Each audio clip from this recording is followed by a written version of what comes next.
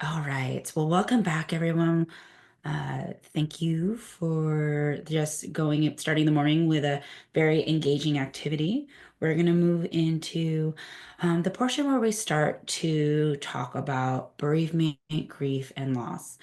And this training is particularly focused on substance use disorder, but we want to take a step back from that and just understand the grief model and framework. What is out there that we already know? What has been digested on a large scale that might be misconstrued, misunderstood, that maybe has led us culturally and socially down a different way of understanding with grief and loss. Because as you can tell, on a social level, we're a very grief and pain adverse society. We push that to the outer corners of our world, and it was really not done intentionally.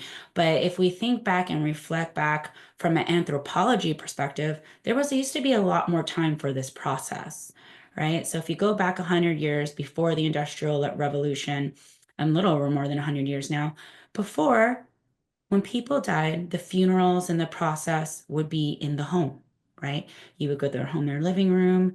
The loved ones and the families would be caretaking for the body. They helped dress. It was much more intimate of an experience. And I'm just talking about here in the United States of America. But if we look on a global level, different practices have rituals and ways that they interact and honor end of life that are much different than how we typically see now. After Industrial Revolution, we had it more removed from the home and having, mortuaries, caretaking, and the process of where the body was now being taken care of by professionals. And so while that might have been helpful in certain instances, it really detached us from a natural process. And with that, it started to have some misconstrued ideas of what that process needs to be like, right? Because now that someone could caretake for the body, funerals happen faster, memorials happen faster, the rituals happen faster. We can see how it's reflected in even policy. We are doing a lot to fight against the idea now that you only need 3 days of bereavement leave in order to work through a loss in order to go back to work or back to school, right? That's being challenged widely. So it's important Good. to recognize this is why we take the time to lay down the foundation before we get a little bit further into what that means. We need to understand for something that has stigma attached to their loss. Okay, so here we are. Here's Liam. He's going to walk us through this grief process. Let me find my chat so that I don't lose anything here from you all. And then Ambrosia, Terry, Zach, if anything pops up that I need to be aware of, let me know. Okay, so Dr. Alan Wolfett, he is a thanatologist and a very predominant psychologist in the field. And one of the things that he says is anyone old enough to love is old enough to grieve.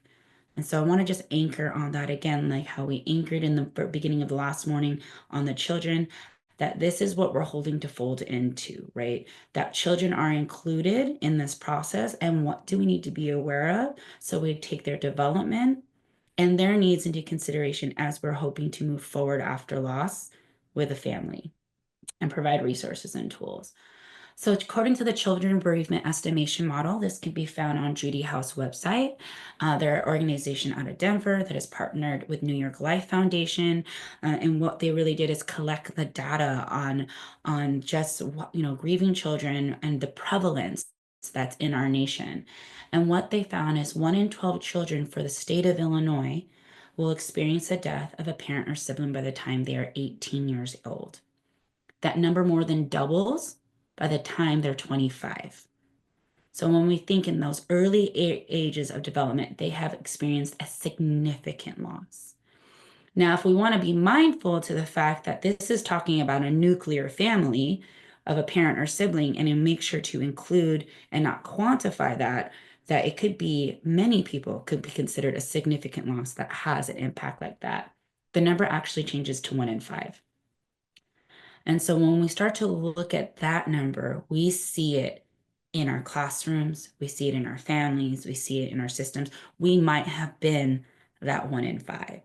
So this is just a way to show the need for it, right? And we already showed how this could be an adverse childhood experience, but then let's talk about how that also, one, can be mitigated, of what are those help things that put kids back on track, and what are the things that we need to be aware of when there's absence of support.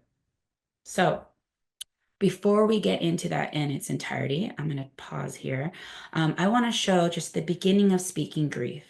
This was a documentary some of you might be familiar with, especially if you have our book, that she came out with around 2019, to talk about how grief is just something we don't talk about, and what that's causing, on not only a mental health as far as people who are navigating grief and loss, but on a social and humanity level.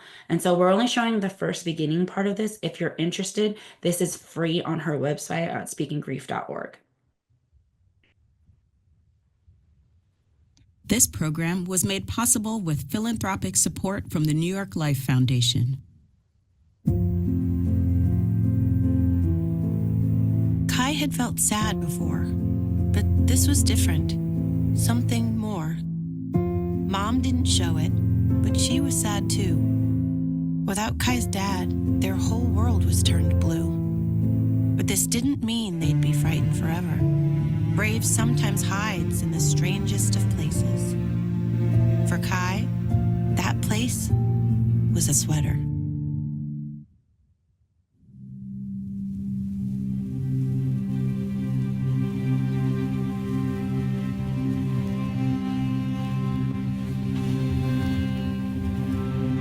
There's something we don't talk about, even though it affects each of us.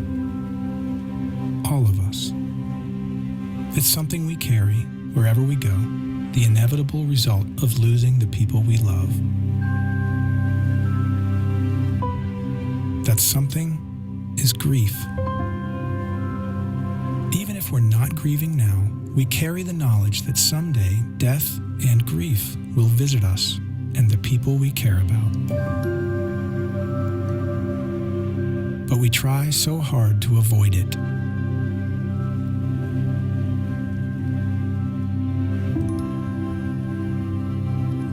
We try to shut it out.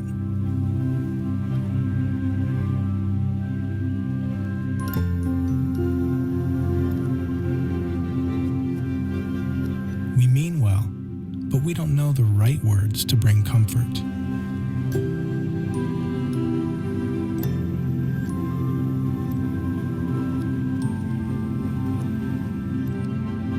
Far too often, we simply say nothing.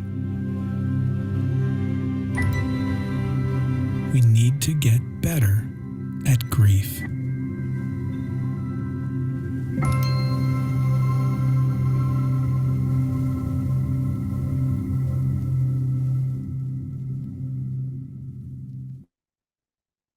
Thank you, Ambrosia. I'll actually show a couple other pieces from that website. It's a wonderful one. But I encourage everyone, if you can, to check out speakinggrief.org. Sometimes it's a wonderful thing. We did it with our families at the beginning of COVID, and we went online and watched it together and then answered questions together. So it's a wonderful documentary. So going back, John Onwuchekwa, pastor and storyteller, says it in a way I think that is powerful and clear, in a way that we can understand what it means for us culturally. Maybe it's helpful for us not to think of grief as a journey we need to finish. Maybe it's more helpful to think of grief as a language. The goal is never to finish a language, it's to become fluent, right? And so to understand those nuances in that language that tell us how to communicate our needs, how to share with others, and what that looks like. So let's learn some of the language today, and see what can be helpful as we do our work, but also for our own personal process. Because when there's stigma on grief and there's lack of language, we have lack of understanding of how it works. And then we find ourselves, again, finding language that fixes or tries to rescue from the situation, like time heals all wounds, or they wouldn't want you to be like this. It's been years. Why are we not over it? They're in a better place now. Life goes on. And that one for children and that centers around their resiliency. They are young, they will bounce back. And what happens when that tends to be internalized by a child or family, it is then, am I the only one going through this?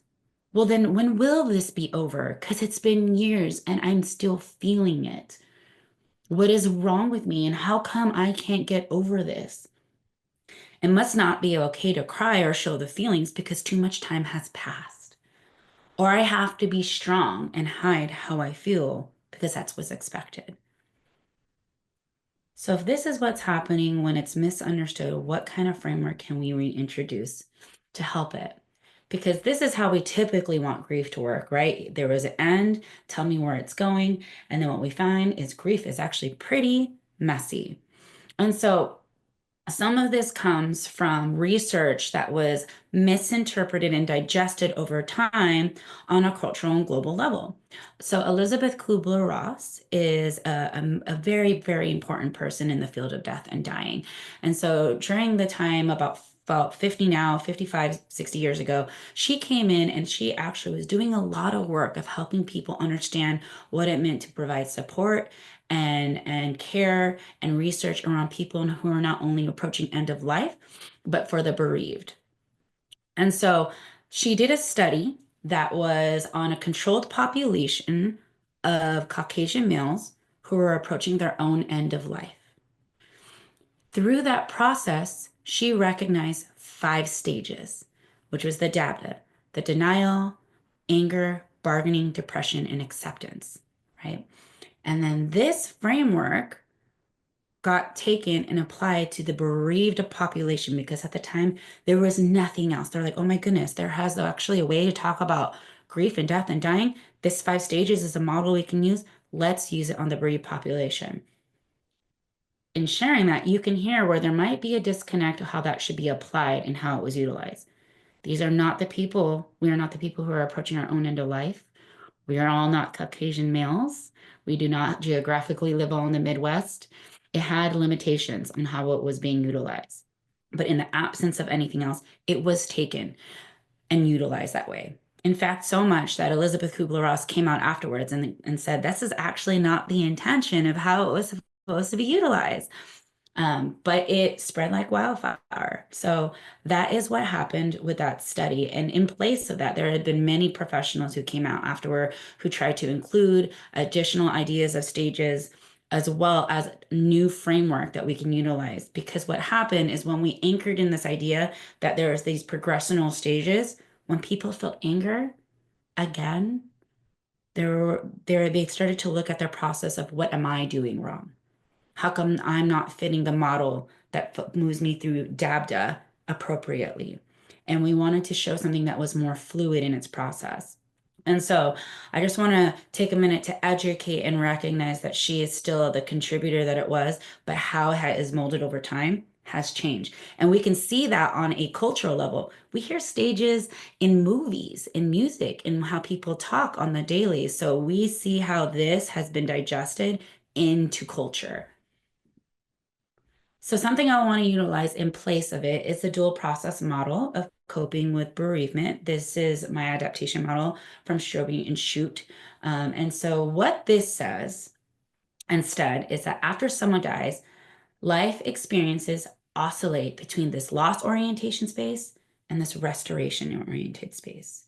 And so in the loss orientation space is grief work, right? So grief work would be things like going to therapy, support groups for children, potentially wanting to retell the story of the day it happened, going into memories, goes places where they're staying with their grief.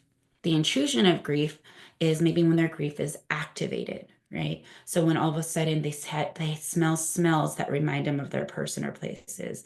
They see a location, they want their person's favorite food, they hear their person's favorite song, and that comes out of order when they weren't expecting it, and all of a sudden they're flooded with it. This happened to me after my grandfather died. I was a teen. Working at a restaurant, and I walked by a table and someone had his cologne on, and I had to rush to the bathroom to like cry and come back, right? So it's that intrusion of grief. The breaking, changing, or really relocating of bonds. So that's when we start to recognize that our external relationships are changing, right? There's maybe some people that we used to lean into for support that we no longer want to. Maybe due to conflict, people who we were attached to.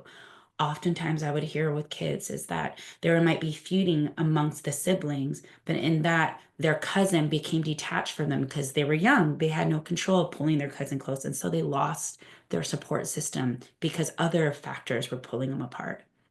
And then others have chosen, like, you are no longer my person that I can talk to or didn't feel properly supported and lean into different ways. And then there's the denial and avoidance of restoration changes, meaning they do not do things that help them reinvest and moving forward in life. The restoration oriented space is when they're okay with tending to life changes, right? So for an adult, that might be giving away some of the old clothing of your person.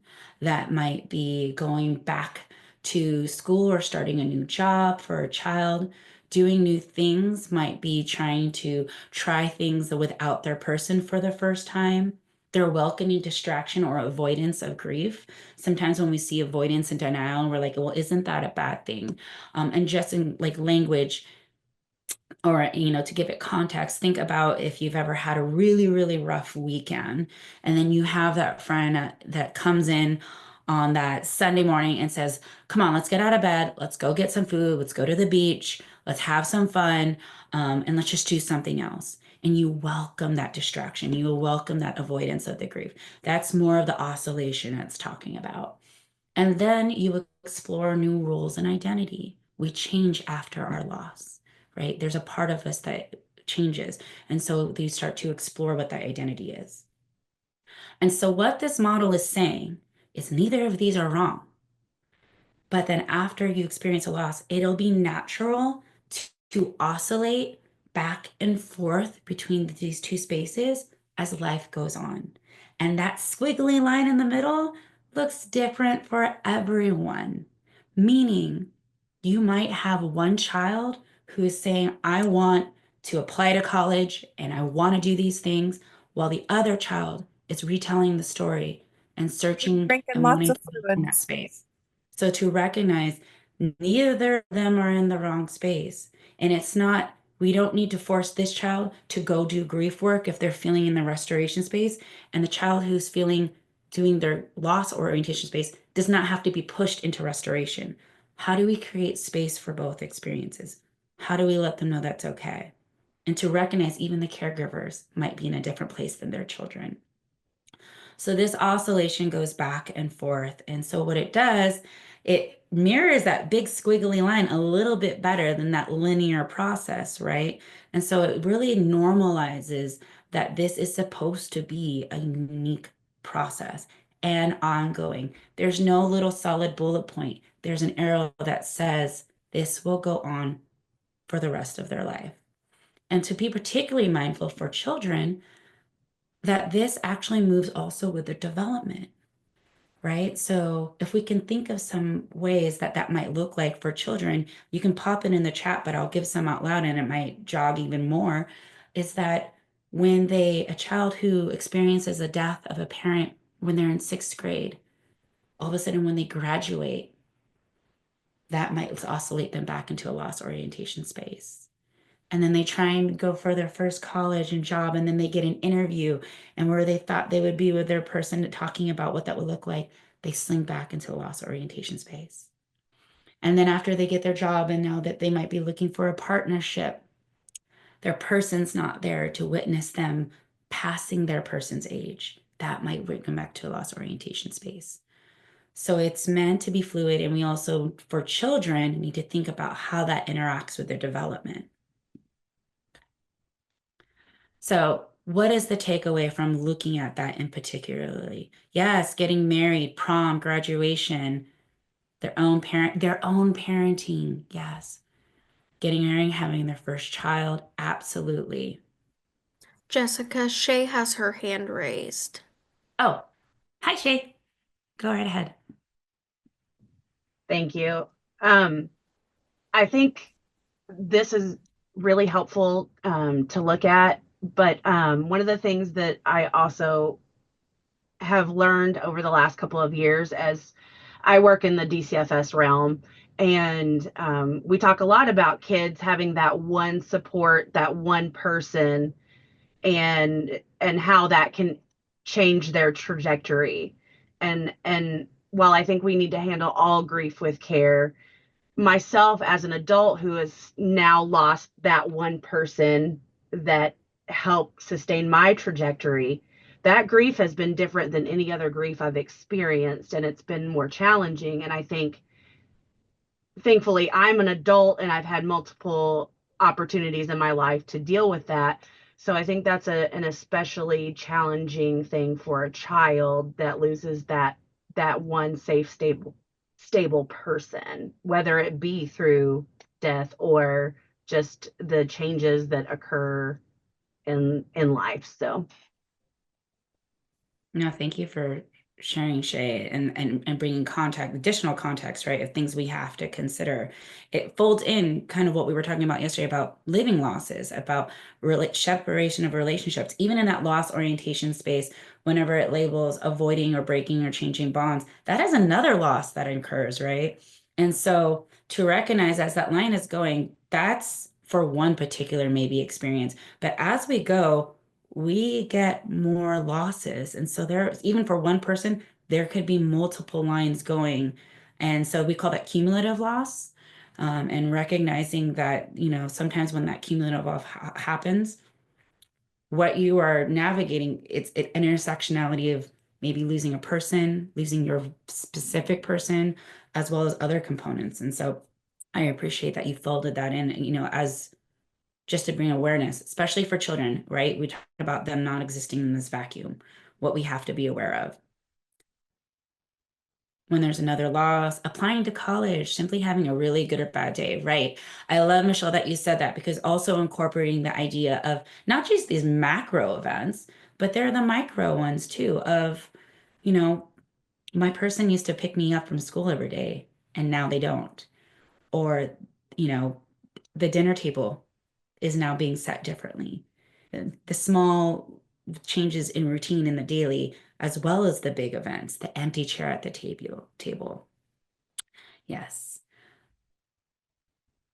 Or the beautiful sunset they would have loved it, right? Wanting them there to see certain things.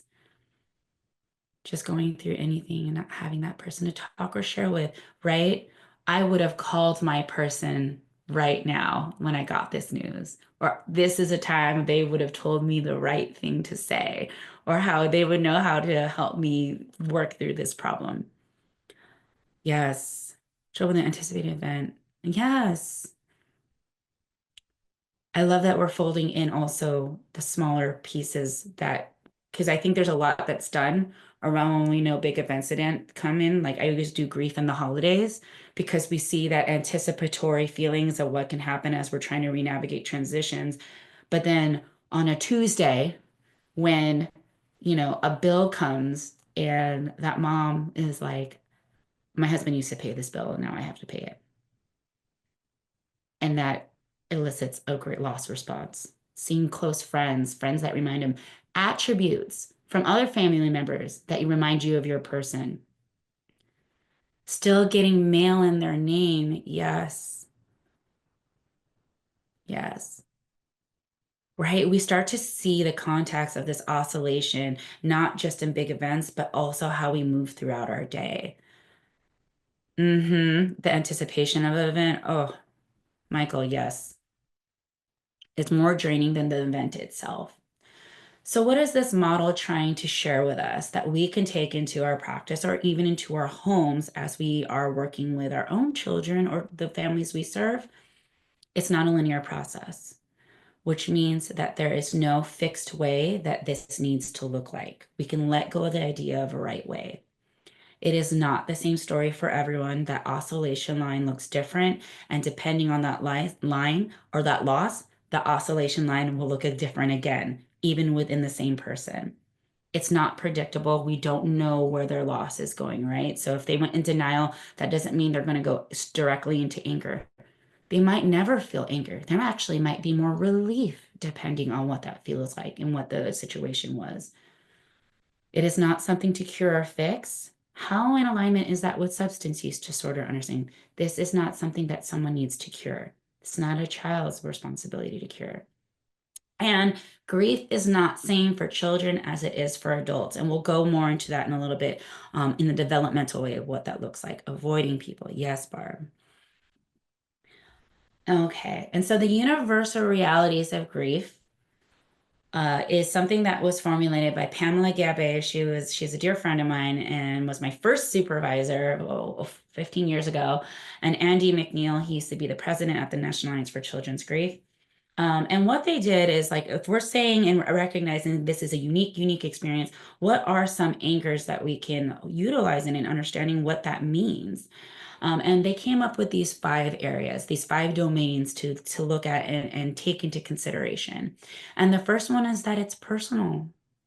Grief is a personal experience, meaning if you looked at the beginning of that video, they looked into an empty room, and even though it was the same person, one lost a sister, one lost a daughter, which means that those relationships will always look different. Multiple relationships are lost within one person. And so it's a personalized experience. What one family member is feeling cannot necessarily be described to the next family member. It's nuanced. What that also means is that if it's personal, think of if there's a party of someone, it needs an invitation, right? That's their experience that needs an invitation to. So, kind of like I was saying, if a child is telling me they don't want to talk to me, I don't have an invite. I don't have an invite. But then what we can do is who does? To Shay's point, if that person is still present, do we know who that is? And can we invite them and use them as an anchor of a person to support them? How can that look like? How can we fold that in?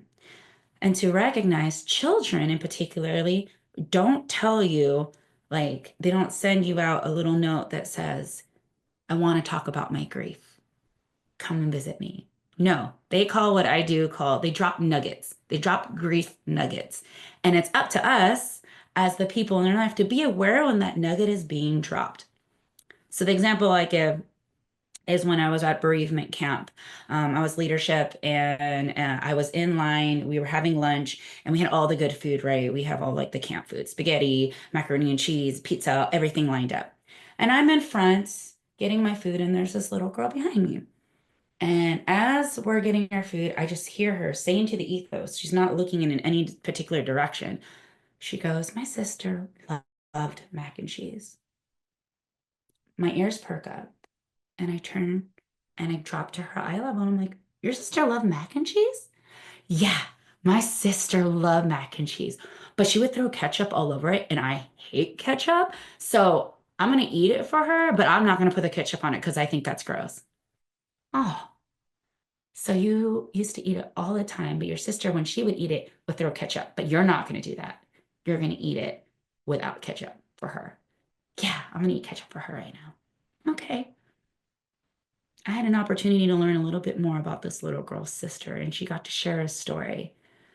But she didn't say, I'm ready to talk about my sister. It was just this nugget. So, how are we leaning in, knowing their person's name, knowing a little bit more about that story, and reflecting what we hear so that we can maybe potentially give them an opportunity to share more? Yes, felt heard. Yes. Transitional. Grief is transitional. So grief is changing, but it doesn't just change us what we often think about in our identity, but it's also changing in a corporate way. So there's a time when I was working with a family, and this mom, we would do co-current groups. So there would be an adult for the parenting groups, and then we have groups with kids where they get to do an activity, and then we'd have this room for play. And we'll talk more about the important play later. But as we were talking, the mom was sharing about how she had been so frustrated because she couldn't get her son to take care of the table, set the table. And she was sharing, like, after all of this, and everything we did through, like, just one little help would help us so much. And he just throws a tantrum every time I ask him to set the table. Come to time over months of being in group, it comes out that this little boy, it was his older brother who's died's job to set the table.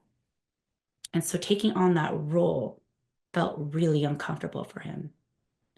It made him feel like he was taking the role of his brother and he was replacing him.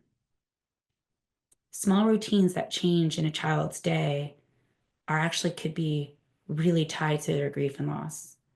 Just like how I talked about paying the bill that you didn't have to pay the bill for, or having to do that extra errand, we see how it shows up. So to recognize how it's changing in a corporate setting, in our identity and in our roles, or our roles, but also in our identity. Because the same child talked about, when I go to school now, do I say I'm the oldest child? Because he was the oldest child, but he's not here anymore. Am I the oldest living child? He was working through the different languages of how he's supposed to say it. How do I describe myself? And so to recognize that transitional change is happening inside and in their environment. It's seen and unseen. And this really talks particularly to mourning and grieving, right? So mourning is what we show through vigils, the external process that we share with others that lets people know that we're mourning, right? So that might be wearing black, playing their favorite music, honoring them on special days. It's the funeral, the vigil, it's wanting to speak about them. But the grief is the experience we're having and holding as all of those an internal transitional process are changing. And that's the part that stays, right? And so if we overlap that with what we learned about particular roles children might pick up when in their feelings and their roles of survival, what's important to say is just because someone looks fine, they're not showing you their mourning or they're not showing you their grief, doesn't mean that they don't need to check in. So how are we checking in with all children and adults, regardless if they're doing good in school, if they're fine, if they're not exhibiting behavior that elicits a response? Grief is a shared experience, right? We're going like it's personal, and now I'm dropping also that it's shared. It's shared because even in our individual experiences, we see through a cultural and a human and a social need level, people come together after loss, right? And so this is an opportunity to recognize that people, again, if you look at that family model, that mobile, we are all interconnected. So to realize that it's a shared experience, and David Kessler says this really wonderfully, that grief needs to be witnessed, right? Now, witnessed does not necessarily mean verbally talked about. Again, if we're thinking culturally and neurodiverse needs, how we witness can look different amongst many different backdrops. But to recognize that experience is a shared experience. And then grief is integral, meaning that as a person changes, their grief needs will change. It becomes interwoven into who they are becoming as they move forward. For some people, it becomes almost their crucible moment, right? I got into the work for myself. I'm one of those that went into this work because of my losses. It brought me here. It became integral, but it's changed. It's changed from when I started in my 20s, and it's changed now that I'm in my 40s. So to recognize that that is an ongoing integral process, and the same is for children, particularly when you have to include development and psychosocial needs as they grow. So these are just some anchors, to remember that grief is part of the human experience. Grief informed differs from trauma informed. I'll go into that in a little bit. It's a natural process to adaptation. It's multifaceted and it includes death and living losses, which we looked into more of those living losses yesterday. And so if we also fold into the capacity of what we talked about with adverse childhood experiences, this is just something to show how what we know in our research of what happens. So if there is grief-related adversity, oh shit, I am. Well, I just started my 40s. I'll also be fair. So I'm 40. Grief-related adversities is issues at home. And if you notice here, it is those basically living losses, right? It has issues at home, financial strain, death of an important figure, move and loss in community, mental health concerns. It includes those living losses that we're saying are attached to a primary loss, but can exist without, right? And so when you see this impacts healthy development, right? And what it shows that actually puts them back and mitigates that is caring communities, positive role models, healthy coping skills, peer support, and encouraging educators. What I love about these protective factors is that we all have the capacity to be something within those, right? It does not say it only needs one type of need. It only needs therapy. It only needs fill in the blank.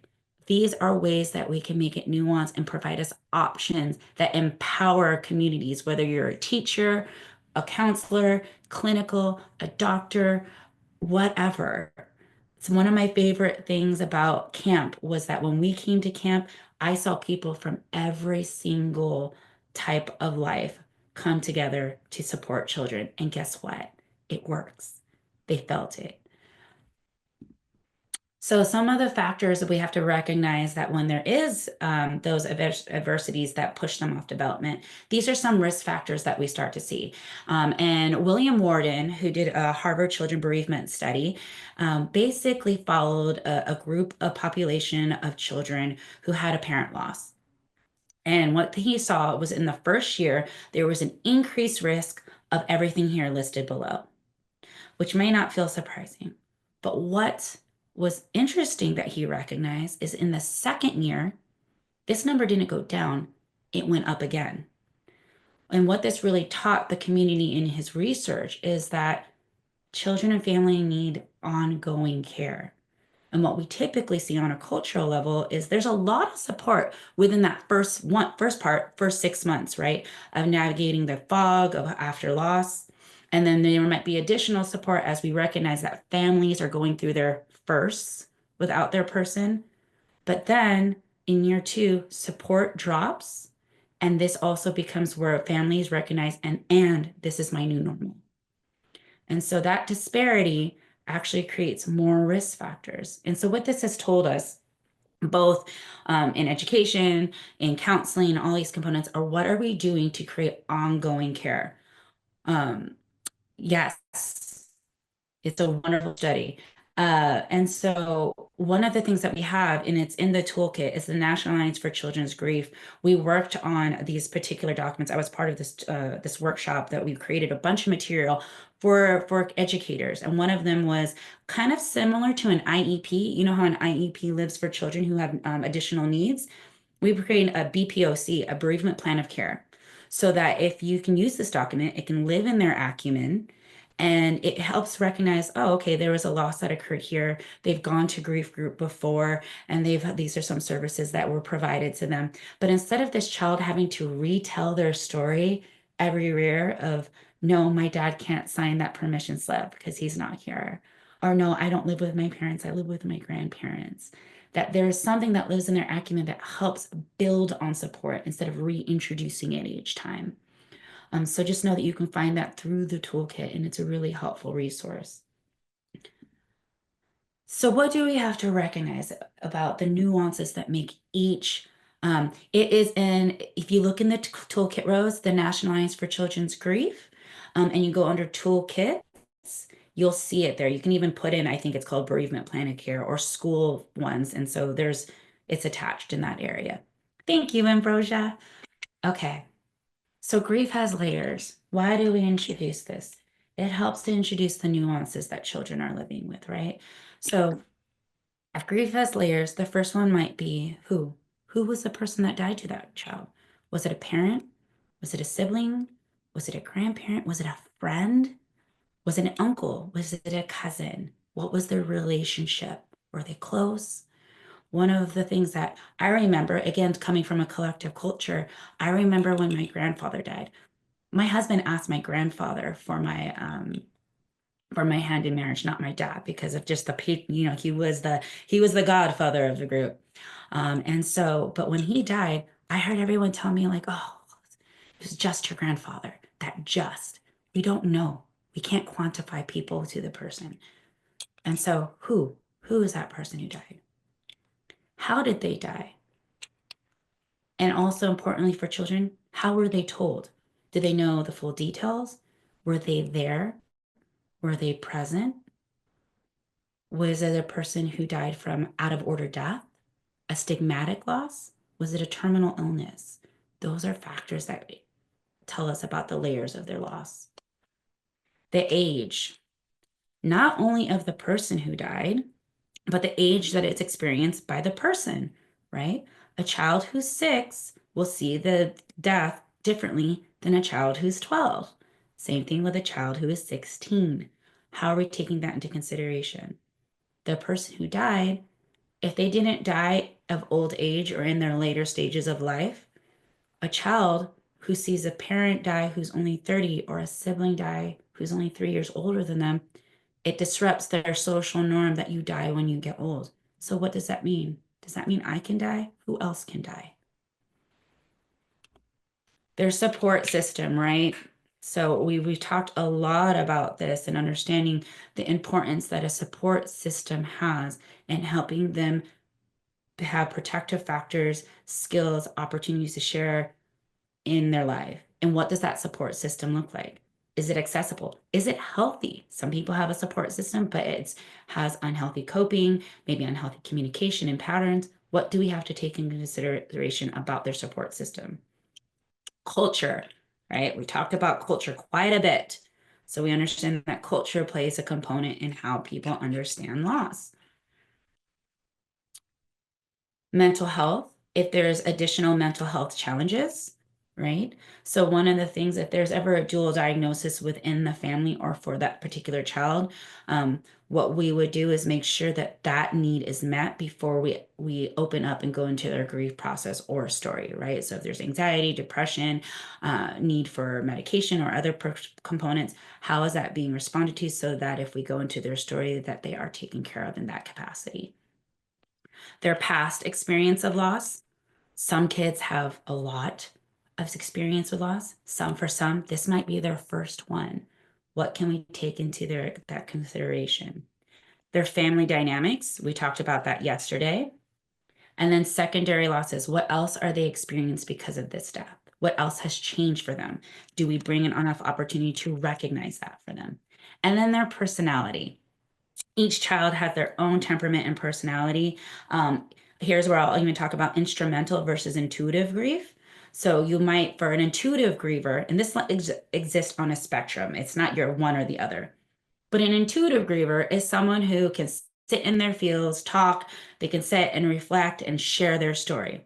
Your instrumental griever is someone who needs to do. They need to be active in moving around and doing this. So for an example, I am like a little bit more on the instrumental side. So when I've had to attend funerals and memorials, I'm not the person sitting on the couch just reflecting and talking. You will find me in the kitchen cooking and doing things with my hands. And if you meet me in the kitchen, I will start talking to you because I am in an instrumental space. So you might notice you're like, hey, I'm doing all the right things and I'm checking in with my kid every night. And I'm like, hey, if you ever want to talk about your feelings? And they're like, nope, I'm good, thanks. Nope, I'm good, thanks. Well, maybe you have an instrumental griever. Maybe instead of saying, let's talk, if you introduce, hey, I'm going to go to the beach. You want to go for a walk with me? Or, hey, I'm about to run a bunch of errands. Maybe you would like to do something with me. Or, I'm going to cook your brother's favorite meal today. Do you want to go with me to the grocery store and go get those things to make his meal for him tonight? It might be more of an instrumental way that they can process. So as we look into these components, you'll recognize that what we tend to do is we look at this center part of what is the common experience that's happening within a family or for children. But if we turn it, each person has these edges that make it their own unique experience. So how are we addressing these edges? Not only when we look at a child, but look at each of the family members that have a different need that protrudes in a different area, right? A lot of our group facilitation teaches us to find the commonality, but then also how are we recognizing the uniqueness and the nuances? Okay. So, substance use related death and loss is something that as we start to funnel this work into working with children impacted by drugs or alcohol, is to recognize that it's not always a substance use disorder, right? We have to, recognize that, there's accidental, there's fentanyl overdose, and fentanyl epidemic is huge right now in recreational use. And so this is where the stigma can come from that just because someone died from drugs and alcohol, everyone automatically assumes it might be from a disorder on a social level. But we have to take a moment to take a step back and assess, is that true? Is that child's story? story. And may be associated with other stigmatized death. Again, this is where the thought process on a maybe cultural level is that, and then it must be an overdose, but it could be accidental. There could be homicide. It could be suicide. It could be attached to other stigmatized losses. And if it is attached to other stigmatized loss, what else do we need to learn about the stigma that carries so that we're educated and understanding? Because when we don't, that could reinforce the shame and isolation as those intersect. And so these are just the certain things that we have to be mindful of when we hear these particular parts of our losses. And so let's see here. Yeah, we can go into supporting the whole child and then we'll get to the next space. Supporting the whole child is just more of a holistic approach, right? We see that now. We use it a lot more in education, in counseling, therapeutic practices, and even in medical, that we have to look at the whole child to be able to understand what's going on for them. And so if we look at that, we often recognize the emotional response, right? When one of the first things I do in group is I do a grief assessment, but I make it a game with the kids. They have a yes, no, a yes card, a no card, and a question mark. And I'll have a list of questions and I'll say, okay, just raise what you think one is, if it's true to you or not. And one of the ones I ask is, I know what grief means. And inevitably, some come yes, some have a question mark, some say no. And I ask, okay, so the ones that have a definition, would you mind sharing your definition? And what tends to happen, it goes to the feelings.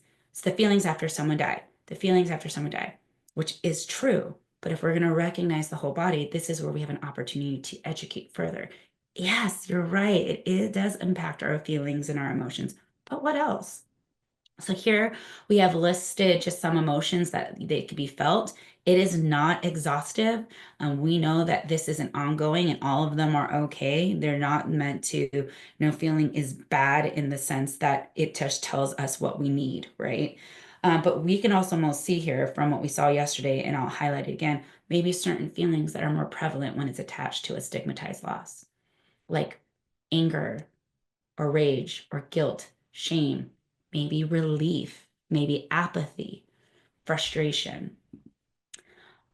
Another learning opportunity is the physical component, right? So this is to teach them again, going back to what we said about somatic responses, is how does grief show up in our body, right?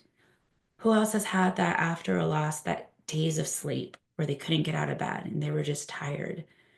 Their body was emotionally and physically and cognitively going through a change and an adjustment.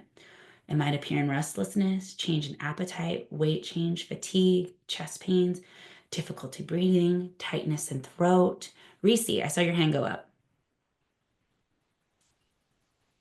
I was just saying yes, all of those things. Definitely Yeah. was angry, definitely was like, never mind, and just kind of pushing it off to the side. And then I was angry all over again. Then it was guilty, just all of the things. And because of all of that, like back and forth, you feel like a yo-yo and you do get emotionally tired. And all you want to do is be alone and to sleep or rest. And you feel like you just don't get enough of it.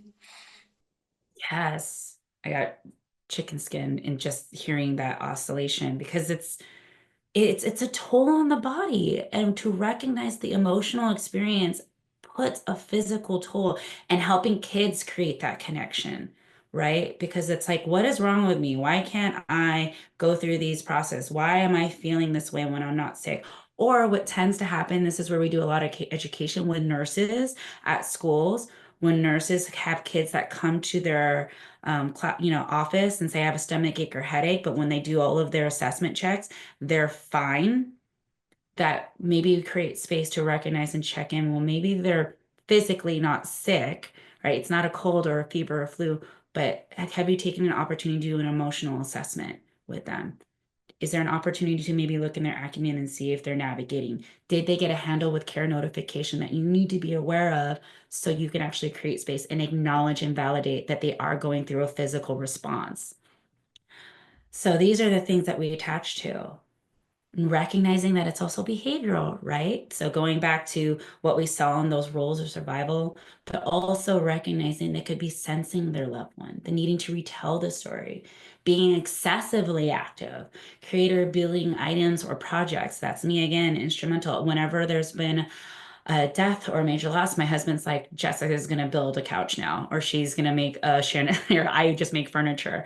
Um, so overly sensitive, dependent, withdrawn, lack of initiative, changes in relationships, isolation and confrontation, cognitive, right? So this is the cognitive. We're actually going through a brain change, right? Forgetfulness, confusion, impaired thinking, impaired decision making, misplacing items, easily overwhelmed, and trouble focusing. I love to spend time here with parents, particularly because there's tends to be a lot of guilt of why can't I keep it together after a loss, right? And what Dr. Lisa Schulman, she's a neurologist whose husband died of Parkinson's disease. And because of just the natural of her profession, her way of doing working through the grief work is what is happening to my brain after this loss. And what she found is grief and loss affect the brain and body in many different ways. They can cause changes in memory, behavior, sleep, and body function, affecting the immune system, again, seeing those developmental responses, as well as the heart. It can also lead to cognitive effects such as brain fog. The brain's goal? Survival. And so when parents forget to a doctor's appointment or leave their keys in the fridge or forget what they're doing and they're like, I've done this for 10 years. I don't understand what's wrong with me. Whenever I've had the opportunity to introduce, this is actually a physiological thing, which means if it's science, there's nothing we really can do about it except give time. And that means it's okay. We can't fight biology, right? So then if we know that this is part of a change that we're going through, for some, this just gives grace of like, oh, okay, it's not me.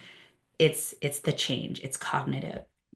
And then the last one is communication, recognizing the language that they have, what language that they have around it, the culture, their developmental, which we'll go in a little bit, normacy around death, dying, and grief. Based on their culture, what is their practices? Maybe if they're a family that is avoidant, has a lot of avoidant attachment, they don't talk about death, grief, and loss. And what are the family's beliefs? Whether they're spiritual, whether they're practical in practice, what are their beliefs that help you inform that communication process for a child? All right. I'm going to go through this. Actually, we'll take a break right here and then we'll come back and we'll do this portion together. Because I want to make sure you get your break, but let's make it a quick one. We'll come back at 11:05.